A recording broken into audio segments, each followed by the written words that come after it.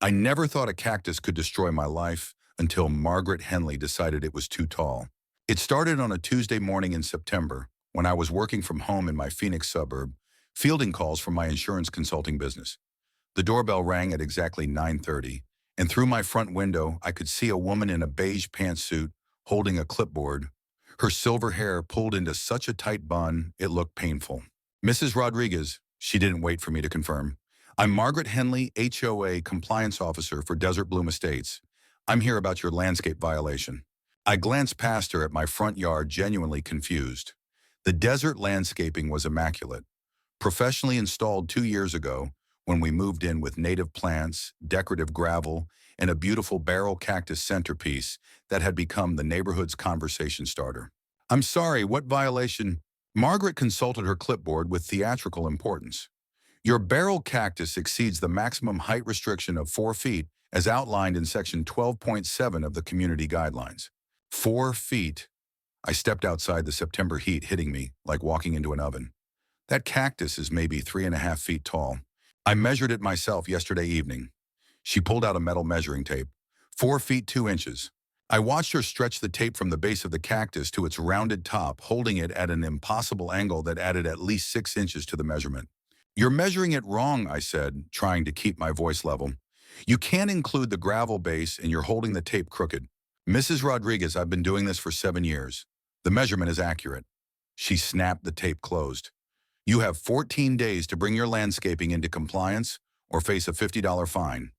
This is ridiculous. That plan has been there for 2 years. Why is it suddenly a problem? Margaret's smile could have frozen the Sahara. New board, new enforcement standards. We're committed to maintaining property values for all residents. She handed me a carbon copy of the violation notice. Have a good day. As she walked away, I noticed Mrs. Chen from next door peeking through her curtains and the Johnsons across the street pretending to check their mailbox while obviously watching the interaction. Great. Nothing like a public HOA shaming to start the week. That evening, my daughter Sophia came home from her junior year at Desert Ridge High School to find me hunched over my laptop, scrolling through the HOA guidelines I should have read more carefully 2 years ago. Mom, why do you look like you're planning a murder? The HOA lady says our cactus is too tall. Sophia dropped her backpack and walked to the front window. Seriously, it's like the most normal-sized cactus ever. Apparently, we're 2 inches over some arbitrary height limit I never knew existed. Can't you just trim it or something? I looked at my 16-year-old daughter whose understanding of desert ecology came entirely from Roadrunner cartoons. Honey, you can't trim a barrel cactus. It would kill it, and it would cost $1,500 to replace with something shorter. That's insane. Welcome to HOA living. The next morning, I decided to try reasoning with Margaret before escalating anything. I called the HOA office and was transferred to her voicemail 3 times before finally reaching a human. Desert Bloom HOA, this is Janet. Hi, I'd like to speak with Margaret Henley about a violation notice. She's in the field doing inspections. Can I take a message? This is Elena Rodriguez on Saguaro Lane. She cited my barrel cactus yesterday, but I think there's been a measuring error. Oh, Janet's voice dropped to a whisper. You're the cactus lady. Margaret's been talking about your case all morning. My case, I'd received 1 violation notice less than 24 hours ago, and suddenly I was a case study. Can you have her call me back? I'd like to discuss this before it goes any further. I'll give her the message, but honestly, Margaret doesn't usually change her mind once she's written up a violation. That afternoon, I was on a conference call with clients when the doorbell rang again. Through my office window, I could see Margaret's beige pantsuit and clipboard, but this time she had backup. A thin man in khakis who looked like he'd rather be anywhere else. I muted my phone and answered the door. Mrs. Rodriguez, this is Bill Patterson, our HOA president. Margaret gestured to her companion like she was introducing royalty. We're here for a follow-up inspection. Bill shifted uncomfortably. Ma'am, I want you to know this isn't personal. We just need to ensure consistent enforcement of our community standards. I understand that, but the measurement yesterday was wrong. Would you mind if we measure it together? Margaret's jaw tightened. The measurement stands. Then let's do it again with all of us watching. I walked toward the cactus, and after a moment's hesitation, Bill followed. I held one end of my own measuring tape at the soil level, stretching it to the cactus's highest point. 3 feet 7 inches. Margaret immediately produced her tape. You're not measuring from the proper base point. She held her end several inches down in the gravel. 4 feet 2 inches? The gravel isn't part of the plant, I said. If we're measuring plant height, we measure from where the plant actually starts. Bill looked back and forth between us like a referee at a tennis match. Maybe we should consult the guidelines about measuring methodology. The guidelines are clear, Margaret snapped. Landscape features are measured from ground level, which includes decorative elements. Show me where it says that. I don't carry the full guidelines manual with me. Then how do you know that's what it says? The standoff continued for another 10 minutes with Margaret growing more rigid and Bill looking increasingly uncomfortable. Finally, he suggested they table the discussion pending a review of the measurement protocols. Fine, Margaret said, her voice ice cold. But the violation notice stands until this is resolved through proper channels. After they left, I realized I'd been holding my breath. My hands were actually shaking, which seemed absurd for an argument about a cactus. But something about Margaret's absolute certainty and refusal to consider she might be wrong triggered every injustice I'd ever experienced. That evening, Sophia found me stress-eating leftover pizza while researching Arizona property law. Mom, you're spiraling. I'm not spiraling. I'm educating myself about my rights as a homeowner. You've been at that computer for 3 hours and you've eaten half a pizza. She wasn't wrong. This woman is being completely unreasonable and I don't understand why. Maybe she's just having a bad year. Mrs. Peterson says her husband died last spring. I looked up from my laptop. How do you know that? Kids talk. Apparently Margaret used to be pretty normal. But after Mr. Henley passed away, she got super intense about the HOA stuff, like it became her whole personality. That stopped me cold. I'd been so focused on the injustice of the situation that I hadn't considered Margaret might be acting out of grief or loneliness rather than pure spite. I've sent her, well, that's really sad. Yeah, but it doesn't mean you should let her bulldoze you about the cactus. The next morning, I decided to try a different approach. Instead of calling the HOA office, I looked up Margaret's home address in the community directory and walked over with a plate of homemade cookies and an olive branch. Margaret's house was immaculate as I'd expected, with precisely trimmed bushes and a lawn so perfect it looked artificial. She answered the door in another beige outfit, this one with a floral scarf that did nothing to soften her severe expression. Mrs. Rodriguez, I wasn't expecting you. I brought cookies and I was hoping we could talk neighbor to neighbor instead of through official channels. She didn't invite me in, but she didn't slam the door either. What's there to discuss? The violation is clear. Margaret, can I ask you something? Is this really about the cactus? Her composure cracked for just a moment. I don't know what you mean. I heard about your husband. I'm sorry for your loss. The change was immediate and painful to watch. Her rigid posture crumpled, and for a second she looked like what she was, a lonely widow trying to find purpose in a world that had shifted beneath her feet. Harold loved this community, she said quietly. He served on the board for 12 years. He believed in maintaining standards, keeping property values strong for everyone. I'm sure he did, and I'm not trying to tear down the community standards. I just think there might be some flexibility in how we interpret the guidelines. Margaret straightened again, the vulnerable moment passing. Mrs. Rodriguez, I appreciate your sympathy, but this isn't about my personal situation. It's about fairness. If I make exceptions for you, I have to make them for everyone. But what if the measurement is wrong? The measurement is correct. The steel was back in her voice. You have 12 days remaining to comply. I walked home with my untouched plate of cookies, feeling like I'd glimpsed the human being inside the HOA enforcer, but hadn't been able to reach her. That weekend, Sophia and I were outside watering our vegetable garden when our neighbor from across the street, Tom Johnson, wandered over with his coffee mug. Heard you're having some excitement with the HOA, he said. Word travels fast around here. Margaret came by yesterday afternoon measuring my mesquite tree. Apparently it's blocking the sight line from the street corner. Is it? Tom snorted. That tree's been there since before the HOA existed. We planted it the year we moved in 15 years ago. Now suddenly it's a safety hazard. Sophia looked up from the tomato plants. That's so weird. Why is she targeting everyone all of a sudden? Good question. Tom took a sip of coffee. Bob Chen mentioned she's been walking the neighborhood every evening with that measuring tape and clipboard, like she's hunting for violations. A chill ran down my spine despite the morning heat. How many people has she cited? As of yesterday, Yumi the Patels for their mailbox post and Janet Morrison for her porch wind chimes. All in the past week. Wind chimes. Noise ordinance violation, apparently. Janet's lived here 8 years, had the same chimes the whole time. I felt my righteous anger shifting from personal grievance to community concern. Something's not right about this. That's what Bob thinks too. He used to serve on the board before Margaret's husband passed. Says Harold never would have approved this kind of enforcement blitz. After Tom left, I spent the afternoon walking around the neighborhood, really looking at it for the first time in 2 years. Desert Bloom Estates was a typical Phoenix suburb, modest single-family homes with desert landscaping, mostly retirees and families with school-age kids. It was quiet, well-maintained, and frankly boring in the best possible way. But now I was noticing things I'd overlooked before. Mrs. Patel's mailbox post was maybe an inch taller than the others on the street. Tom's mesquite tree did create a slight blind spot at the corner, though you'd have to be looking for problems to consider it dangerous. And Janet Morrison's wind chimes were barely audible even standing directly beneath them. Margaret wasn't enforcing standards. She was creating problems where none existed. Monday morning brought another doorbell ring and another clipboard confrontation. Mrs. Rodriguez, I'm here to document the ongoing violation for our next board meeting. Margaret had traded her beige pantsuit for a beige dress, but her expression remained unchanged. This time she was alone, though she carried a digital camera along with her measuring tape. I haven't had the full 14 days yet. I'm aware of the timeline. This is just documentation.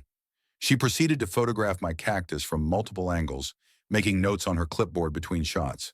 I watched her work, struck by how thorough and professional she appeared. If I didn't know better, I'd think she was documenting actual criminal activity instead of a perfectly normal desert plant. Margaret, can I ask you something? Certainly. What happens at the end of the 14 days if I don't remove the cactus? You'll receive a $50 fine and an additional 14 days to comply.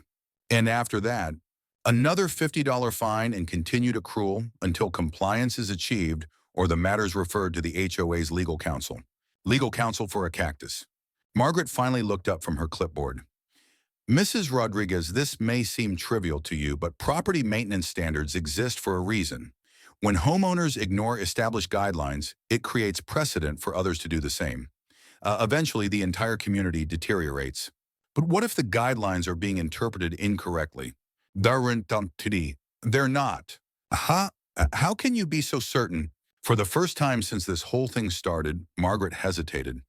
I've reviewed the relevant sections extensively. With who did you consult with other board members about the measurement methodology? I don't need to consult with anyone. The guidelines are clear, but something in her tone suggested they weren't as clear as she claimed. That afternoon, I called the HOA management company that administered our community. After being transferred 3 times, I reached a property manager named David, who actually seemed interested in helping. Mrs. Rodriguez, I've reviewed your file, and I have to say, this is unusual. We typically see measurement disputes maybe once or twice a year across all our communities. So, you're familiar with how these situations are supposed to be handled? Absolutely. Standard protocol is to have 2 board members present for any disputed measurement with photographs and documentation of the methodology used. That didn't happen. I see that in the notes. Let me pull the guidelines section that was cited. I heard typing in the background. Okay, section 12.7 addresses landscape height restrictions, but it doesn't specify measurement methodology. Wait, what does that mean? It means Margaret made a judgment call about how to measure, but that judgment should have been reviewed by the full board before issuing a violation notice. I felt a surge of vindication. So the violation was issued improperly? I wouldn't say improperly, but it wasn't handled according to our standard procedures. Let me contact the board president and see if we can schedule a proper review. David, can I ask you something else? Has Margaret issued other violations recently? I can't discuss specific cases, but I can tell you we've received several calls this week about measurement and interpretation issues in Desert Bloom Estates. After hanging up, I felt both relieved and apprehensive. I was clearly in the right about the procedures, but I had a feeling Margaret wouldn't appreciate being second-guessed by the management company. I was correct about that. The next morning, she appeared at my door before 8 a.m., and she was furious. Mrs. Rodriguez, I understand you've been calling our management company to complain about my enforcement activities. I called to clarify the proper procedures for disputed measurements. The proper procedure is to follow the guidelines as written and administered by the duly elected board representatives. But the management company said, I don't care what some office worker in Scottsdale told you. I know these guidelines better than anyone. I've been enforcing them for 7 years. Margaret, I'm not trying to undermine you. I just want to make sure we're both following the same rules. The rules are simple. Your cactus is too tall. Remove it or face the consequences. She turned to leave, then paused at the end of my driveway. Mrs. Rodriguez, I should mention that I noticed several other potential violations during my documentation yesterday. Your daughter's car is parked on the street more than the 72-hour maximum allowed for non-guests. And your garbage bins were visible from the street until nearly 10 a.m. on Thursday, which violates Section 8.3 of the maintenance standards. My blood pressure spiked. Are you threatening me? I'm informing you of ongoing compliance issues that require attention. After she left, I sat at my kitchen table, shaking with anger. This had escalated from a dispute about a cactus to what felt like targeted harassment. But more than that, I realized Margaret had revealed something important. She was watching my house closely enough to know Sophia's parking patterns and garbage collection timing. That evening, I called an emergency meeting with Tom Johnson and Bob Chen to discuss what was happening in our neighborhood. We gathered in Bob's backyard while his wife served iced tea and listened to our complaints with the patient expression of someone who'd heard it all before. So she cited everyone who's questioned her authority, Bob said after we'd compared notes. You, Tom, the Patels, Janet Morrison, and now she's threatening Elena with additional violations. It's like she's daring us to fight back, Tom said. The thing is, I added, I don't think she's necessarily wrong about some of these technical violations. Sophia does park on the street more than she should, and I did leave the garbage bins out too long last Thursday. But that's the point, Bob said. Every homeowner in this community violates some minor guideline occasionally. The board has always used common sense and focused on real issues. Houses that are genuinely run-down noise complaints, serious safety problems. Harold would never have approved this kind of enforcement. Chen's wife Mary chimed in from the patio door. He believed in warning people, first working with them to solve problems. So what do we do? Tom asked. Bob leaned back in his chair. Officially, we can request a board review of Margaret's enforcement activities. If the full board agrees she's overstepping, they can rein her in. And unofficially, we document everything, build a case, and if necessary, call for a recall election. The conversation continued for another hour, covering the technical process for challenging board actions and the political dynamics of our small community. By the time I walked home, I understood that my cactus had become the opening shot in a larger battle over how our neighborhood would be managed. The next few days passed quietly, which made me more nervous than if Margaret had shown up with daily harassment. Sophia noticed I was jumping every time the doorbell rang. Mom, you're getting paranoid. I'm not paranoid, I'm alert. There's a difference. You checked the street 3 times this morning to make sure my car wasn't parked there too long. She wasn't wrong. Margaret's threat about the 72-hour parking rule had me timing Sophia's street parking like it was a military operation. Maybe I should just remove the cactus, I said over dinner that night. This whole thing is consuming too much mental energy. No, Sophia's reaction surprised me with its vehemence. Mom, you can't let her win like that. It's just a plant. It's not about the plant, and you know it. It's about whether one cranky person gets to terrorize the whole neighborhood. My 16-year-old daughter was right, and I knew it. But knowing something intellectually and feeling emotionally prepared to fight are different things. The following Monday was exactly 1 week since Margaret's first visit. She returned with an official fine notice. Mrs. Rodriguez, the 14-day compliance period has expired. I stared at the carbon copy form. It's been 9 days. 14 calendar days from the date of the original violation notice. I pulled out my phone and counted on the calendar app. September 15th to today, September 24th. That's 9 days. Margaret consulted her clipboard. The violation was documented on September 14th. You came to my house on September 15. I remember because it was a Tuesday and I was on a work call. The violation was observed and documented on September 14th. The notice was delivered on September 15th. This was getting absurd. Even if that were true, today would be day 10, not day 14. Mrs. Rodriguez, are you refusing to accept the fine notice? I'm pointing out that your math is wrong. Margaret made a note on her clipboard. Homeowner disputes timeline calculation and refuses to accept fine notice. I'm not refusing to accept anything. I'm questioning the accuracy of your documentation. She held out the fine notice again. $50 payable within 7 days to avoid additional penalties. I took the paper mostly to end the interaction. This isn't over. No, it isn't. Margaret's smile was cold. I'll be back next week to document continuing non-compliance. That afternoon, I called David at the management company again. Mrs. Rodriguez, good timing. I spoke with Board President Patterson about your situation. And Martin, he's agreed to schedule a board review of the measurement methodology for your next meeting. When? When is that? Elena one. October 15th. October 15th, that's 3 weeks away. Unfortunately, they only meet monthly, and we missed the September meeting deadline. I did quick math in my head. So Margaret can continue issuing fines for 3 more weeks before the board even discusses whether her measurements are accurate. Technically, yes. But I've advised Mr. Patterson that most management companies would suspend fine accrual pending a formal review. Most companies, but not necessarily ours. I'm hoping he'll make that decision at the board level. David, can I ask you something off the record? Wapeninorum Tornaniman. Sure. Is Margaret's behavior normal for HOA compliance officers? There was a long pause. Mrs. Rodriguez, I've been doing this job for 12 years. I've worked with hundreds of board members and compliance officers. Margaret's approach is unusually rigid. Unusually rigid how? Most compliance officers see themselves as community problem solvers. Their goal is helping homeowners maintain standards, not finding violations. Margaret seems to approach it from the opposite direction, like she's looking for problems instead of trying to prevent them. That would be a fair characterization. After hanging up, I realized the situation had shifted again. This wasn't just about Margaret's personality or grief response. Her approach was so far outside normal HOA practices that even the management company was questioning it. That evening, Sophia and I were in the front yard taking pictures of the cactus from multiple angles when Tom Johnson walked over. Documenting evidence. David at the management company suggested we create a comprehensive record of the measurement dispute. Smart thinking. Tom looked at our cactus with the serious attention of an art critic. You know, I've been thinking about what Margaret said regarding community standards and property values. And there are none. I looked up recent home sales in Desert Bloom Estates. Property values have increased 11% in the past 2 years. That's good news. That's great news. It suggests the community is maintaining its appeal despite whatever enforcement approach we've been using. So Margaret's argument about needing stricter standards to preserve property values doesn't hold up. Sophia finished taking photographs and looked up. Maybe she's not really worried about property values.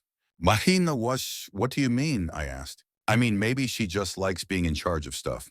My friend Ashley's mom is on the PTA, and she says there are always people who volunteer for committees just because they want to boss other people around. Tom laughed. Out of the mouths of babes. I'm not a babe, I'm 16. Sorry, out of the mouths of very wise teenagers. The next morning brought a new development. Margaret arrived with a professional-looking man carrying surveying equipment. Mrs. Rodriguez, this is Daniel Martinez from Precise Property Services. We're conducting an official survey of your landscape compliance. Daniel looked uncomfortable with the whole situation. Ma'am, I want you to know this is somewhat irregular. Usually we're called in for property line disputes or major construction issues. What exactly are you surveying? Height, positioning, and sightline impact of your landscape features. I watched Daniel set up his equipment, struck by the contrast between his professional demeanor and Margaret's barely contained aggression. He took careful measurements, made detailed notes, and photographed everything with scientific precision. Results should be available by Thursday, he told Margaret when he finished. And your preliminary assessment, she asked.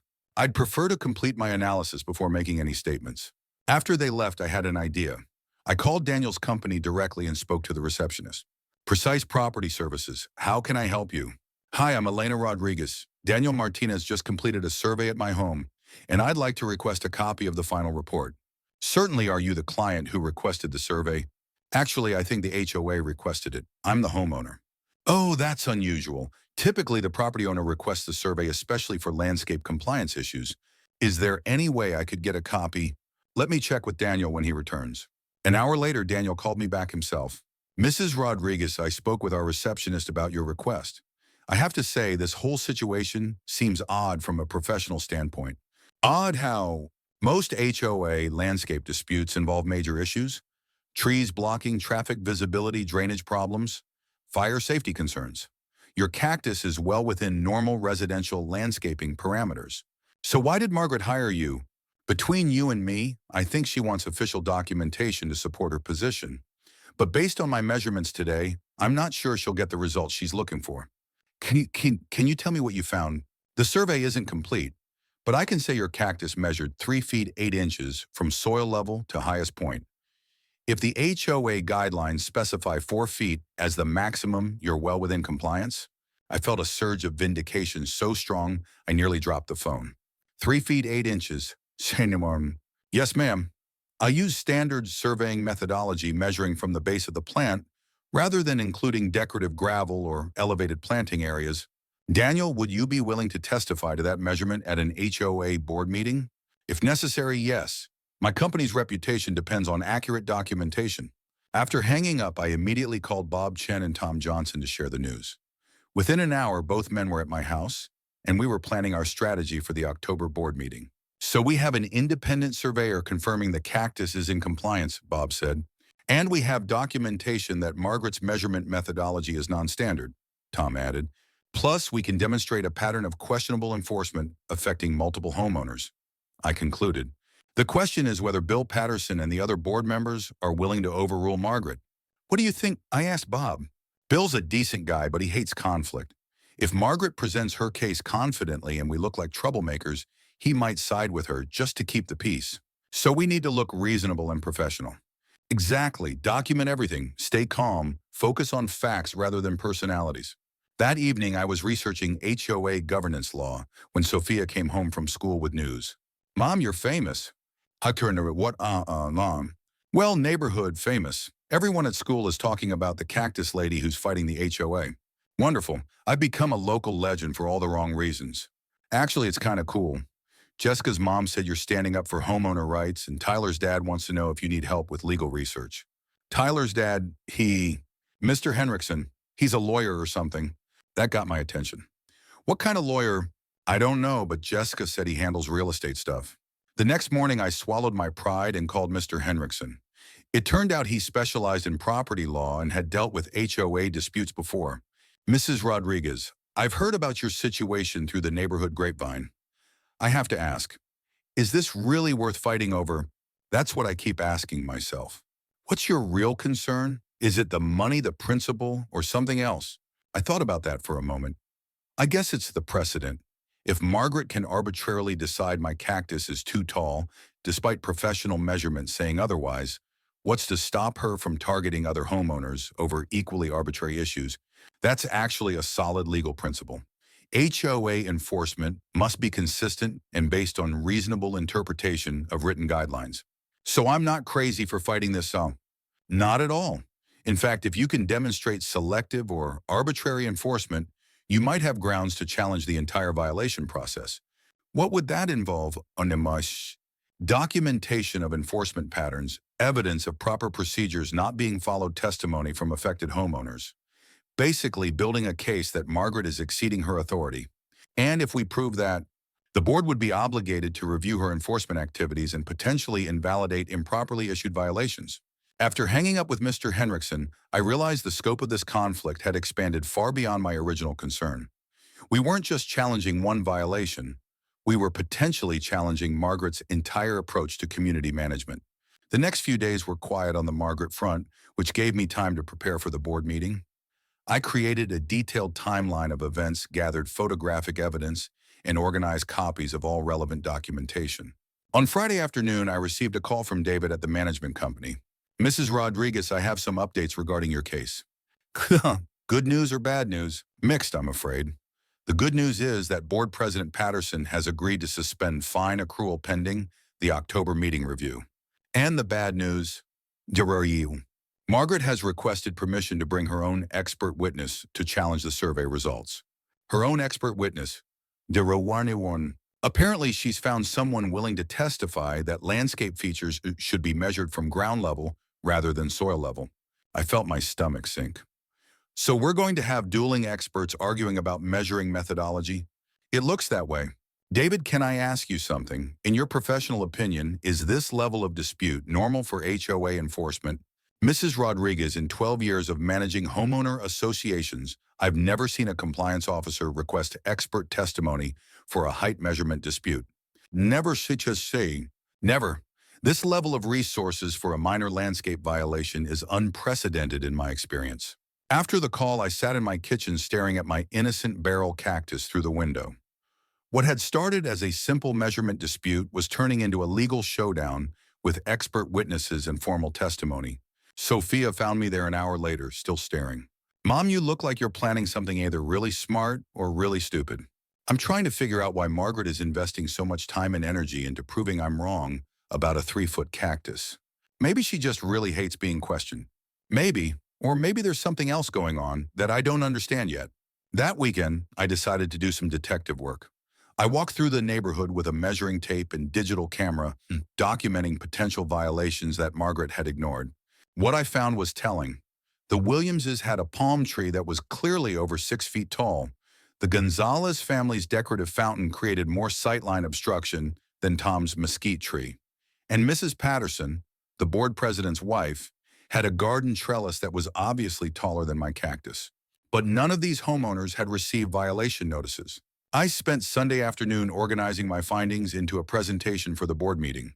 By evening, I had a compelling case that Margaret's enforcement was not just incorrect, but selectively applied. Monday morning brought another surprise visit, but this time it wasn't Margaret. Mrs. Rodriguez, I'm Janet Morrison from Palo Verde Lane. I recognized her as the wind chime lady Tom had mentioned. Hi, Janet. Please come in. I wanted to talk to you about the HOA situation. I understand you're planning to challenge Margaret's enforcement at the next board meeting. That's right. I'd like to join you. Over coffee, Janet explained her situation. She'd received 3 violation notices in 2 weeks. First for the wind chimes, then for her mailbox numbers being too small, and finally for her garbage bins being visible from the street after collection time. The thing is, Elena, I followed every single rule perfectly for 8 years. Never had a single violation. Then suddenly, I'm the neighborhood's worst offender. What changed her nudge? I questioned Margaret about the wind chimes. I asked her to show me the specific noise ordinance she was citing because I couldn't find it in my guidelines. A chill ran down my spine. And after you questioned her authority, you started getting more violations. Exactly. We spent the next hour comparing our experiences, and the pattern was unmistakable. Margaret was using violation notices as retaliation against homeowners who challenged her decisions. Janet, would you be willing to testify about this pattern at the board meeting? Neuron. Absolutely. In fact, I think we should reach out to the other homeowners she's targeted. By Wednesday, Janet and I had connected with 6 homeowners who'd received violation notices in the past month. All of them had questioned Margaret's authority in some way. All of them had received additional violations after their initial challenge. Tom Johnson joined our group, as did the Patels and Bob Chen. We had evolved from individual grievances to a coordinated effort to document systematic abuse of HOA enforcement authority. Thursday morning, Daniel Martinez delivered his official survey report. The results were even better than he'd indicated over the phone. Your barrel cactus measures 3 feet 7 and 3/4 inches from soil level to highest point, his report stated. This measurement was taken using standard surveying methodology and calibrated equipment. The plant is clearly within compliance of any reasonable 4-foot height restriction, but the report included something else, an analysis of proper measurement techniques for landscape features. Industry standard practice for measuring plant height excludes decorative elements such as gravel mulch or raised planting beds, Daniel had written. Including such elements in height calculations would be inconsistent with both horticultural and surveying best practices. I immediately copied the report and distributed it to our growing coalition of affected homeowners. Friday afternoon, Margaret made her next move. Mrs. Rodriguez, I'm here to inform you of additional violations discovered during my routine neighborhood inspection. She had 3 new violation notices. Sophia's car parked on the street for more than 72 hours. Garbage bins visible from the street past the allowable time. And a new one. Excessive decorative lighting from our front porch lanterns. Margaret, these porch lights have been here for 2 years. New enforcement guidelines prohibit decorative lighting that creates glare beyond property boundaries. These are standard residential porch lights. Every house on the street has similar fixtures. Nevertheless, they constitute a violation as of this week's board directive. What board directive? When did the board meet to change the lighting guidelines? Margaret hesitated for just a moment. Emergency policy updates can be implemented as needed to address community concerns. Who complained about our porch lights? Complaints are kept confidential. Because there weren't any complaints, were there, Margaret? Her mask of professional composure finally slipped. Mrs. Rodriguez, you seem to think you can intimidate me by questioning every decision I make. Let me be clear. I have full authority to enforce community standards as I see fit. No, you don't. You have authority to enforce written guidelines, not to create new rules whenever you feel like it. Hmm, We'll see about that. After she left, I called Mr. Henriksen immediately. She's escalating because she knows her position is weak, he told me. The multiple violations, the retaliation pattern, the emergency policy claims, this is someone who feels cornered and is making increasingly desperate moves. What should I do? Document everything, stick to your plan for the board meeting, and don't let her provoke you into doing anything rash. Something such as removing the cactus just to make this stop. If you cave now, she'll know she can bully anyone into compliance through harassment. That weekend, our homeowner coalition held a strategy meeting in Bob Chen's backyard. 8 households were now involved, representing nearly a quarter of the community. The way I see it, Bob said we have 3 possible outcomes at the board meeting. Best case, the board overrules Margaret and invalidates the problematic violations. Worst case, they support her completely and we're stuck with increased enforcement. Most likely, case they try to find some middle ground that doesn't really solve the problem. What if we pushed for a recall election, Tom suggested. That's a nuclear option, Janet said. It would divide the entire community. The community is already divided, I pointed out. Margaret is targeting people for challenging her, and the board president doesn't seem interested in stopping it. Elena's right, said Mr. Patel.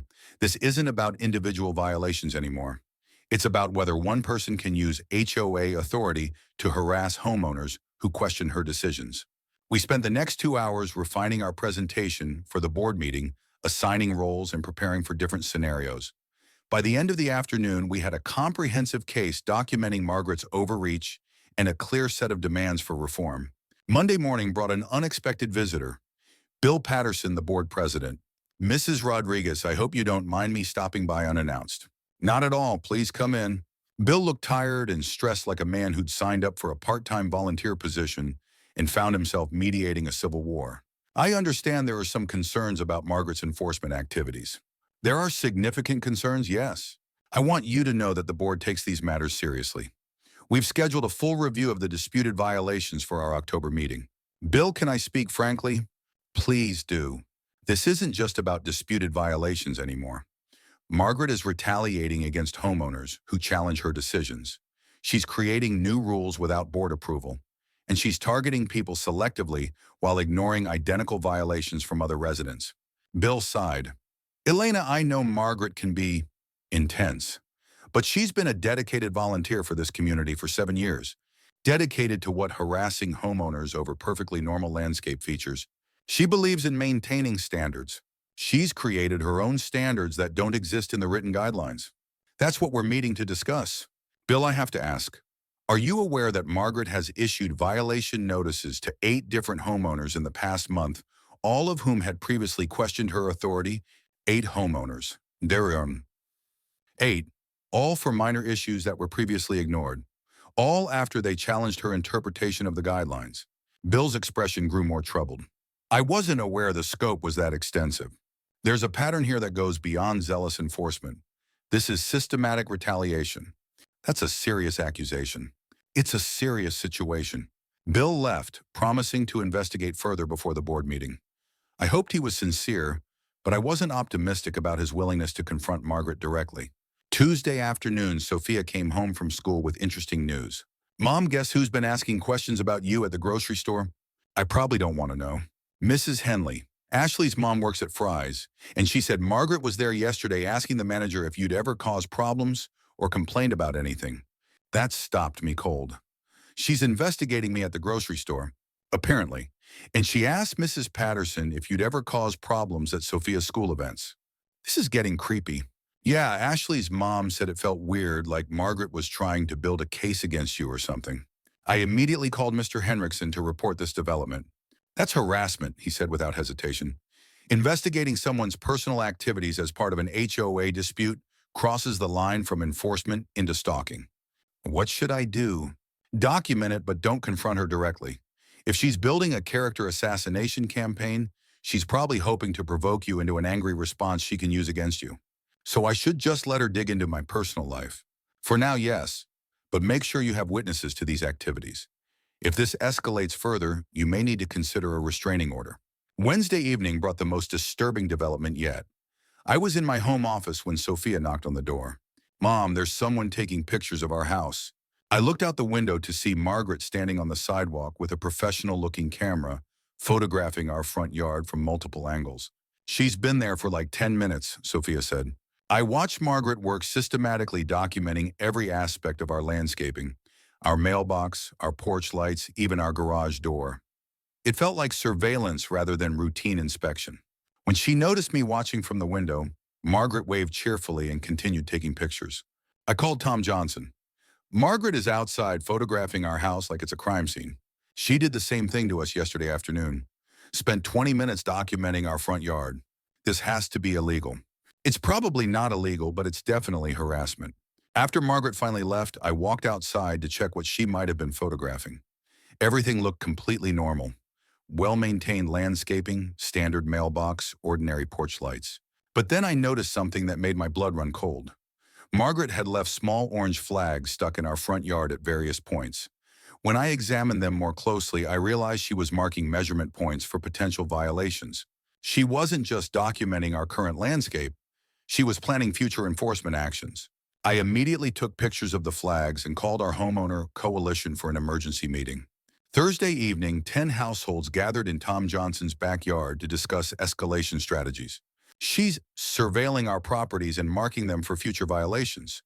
I explained, showing the photos of the orange flags. This has moved beyond enforcement into harassment. "Same thing happened to us," said Janet Morrison. "She left flags marking my mailbox, post my front steps, and my driveway extension." "And us," added Mr. Patel. 6 orange flags in our yard marking every plant and structural element." Bob Chen shook his head in disbelief. "In 30 years of living in HOA communities, I've never seen anything like this." "The question is what we do about it," Tom said. Mr. Henriksen, who joined our meeting, spoke up. "Legally, you have several options. You can file a harassment complaint with local police, you can request a restraining order, or you can pursue removal proceedings against Margaret through HOA governance channels. What's the most effective approach? Honestly, document everything, present your case at the board meeting, and if the board doesn't act decisively, then escalate to legal remedies. And if the board supports Margaret, then you call for a recall election and replace the board with people who understand the difference between enforcement and harassment." Friday morning, I received a certified letter from the HOA's legal counsel. Notice of continued non-compliance and escalated enforcement action. The heading read, the letter outlined my various violations, imposed additional fines, and threatened legal action if compliance wasn't achieved within 10 days. But the really chilling part was the final paragraph. "Further investigation has revealed a pattern of disruptive behavior and willful non-compliance that threatens community standards and property values. The board reserves the right to pursue all available remedies, including liens against the property and forced compliance measures." I called Mr. Henriksen immediately. "Elena, this letter is mostly bluster, but the lien threat is concerning. In Arizona, HOAs do have the authority to place liens for unpaid fines, though they can't foreclose unless the amount exceeds certain thresholds." How much are we talking about?" "You're probably looking at a few $100s in fines so far. But if this continues for months, it could reach the threshold for more serious collection actions. So Margaret could potentially force us to sell our house over a cactus. Theoretically, yes, though it would require sustained non-compliance and thousands of dollars in accumulated fines." The weekend before the board meeting, I made a decision that surprised even myself. I called Margaret directly. "Margaret, this is Elena Rodriguez. I'd like to talk." "There's nothing to discuss, Mrs. Rodriguez. Your violations are documented and the fines are accumulating." "I'm not calling about the violations. I'm calling about you." Silence. "Margaret, I think we got off on the wrong foot, and this situation has spiraled beyond what either of us intended." "I don't know what you mean." "I mean that you're a human being who's been through a terrible loss, and I'm a human being trying to live peacefully in my own home. Maybe we can find a way to resolve this without destroying each other." Another long silence. "Mrs. Rodriguez, my personal circumstances are not relevant to HOA enforcement." "Maybe they shouldn't be, but they are. We both know this isn't really about a cactus. The violations are legitimate. Some of them might be. But Margaret, you've been investigating my personal life, surveilling my property, and marking my yard like it's a construction site. That's not about maintaining community standards. I'm documenting noncompliance. You're harassing me and we both know it. For a moment, I thought she might hang up. Then she spoke and her voice was different, smaller, more vulnerable. Mrs. Rodriguez, do you know what it's like to spend your whole adult life building something with someone only to have them die and leave you alone with the responsibility? No, I don't, but I can imagine it's incredibly difficult. Harold cared about this community. He spent 12 years making sure it remained a place where families could raise their children and retirees could live peacefully. When he died, the board asked me to continue his work. And you took that responsibility seriously. I did. But somewhere along the way, it became about proving I was as capable as he was, that I could maintain his standards. Margaret, you don't have to prove anything to anyone. Don't I? Do you know what people said when I took over enforcement duties, that a widow couldn't handle the job? That I was too emotional, too soft? I felt a surge of unexpected sympathy. So you decided to be tougher than anyone expected. I decided to follow the rules exactly as written. But Margaret, rules are meant to serve the community, not the other way around. Harold understood that, and that's why people respected his approach. Another long silence. Mrs. Rodriguez, I can't just dismiss legitimate violations. I'm not asking you to dismiss anything. I'm asking you to consider whether your enforcement approach is serving the community Harold cared about. What are you proposing? I'm proposing we work together to find solutions instead of fighting over measurements. You know this community better than anyone. Help me understand how to be a better neighbor. And your violations. Kunmonian. Let's review them together with the full board present and figure out what actually needs to be addressed. When we hung up, I wasn't sure whether I'd made progress or simply delayed the inevitable confrontation. But for the first time in weeks, I felt like I'd been talking to a person rather than an enforcement automaton. The board meeting was scheduled for Tuesday evening at 7 p.m. in the community center. By 6:30, the small meeting room was packed with homeowners I'd never seen before. Margaret sat at a table with the three board members, her familiar clipboard and legal pad neatly arranged. She looked nervous but determined. Bill Patterson called the meeting to order and explained the agenda. We're here to review recent enforcement activities and address concerns raised by several homeowners. Before we begin, Margaret said, I want to address some misconceptions about my role and responsibilities. For the next 20 minutes, Margaret presented her case. She had charts showing property values, statistics on community maintenance standards, and photographs documenting various violations throughout the neighborhood.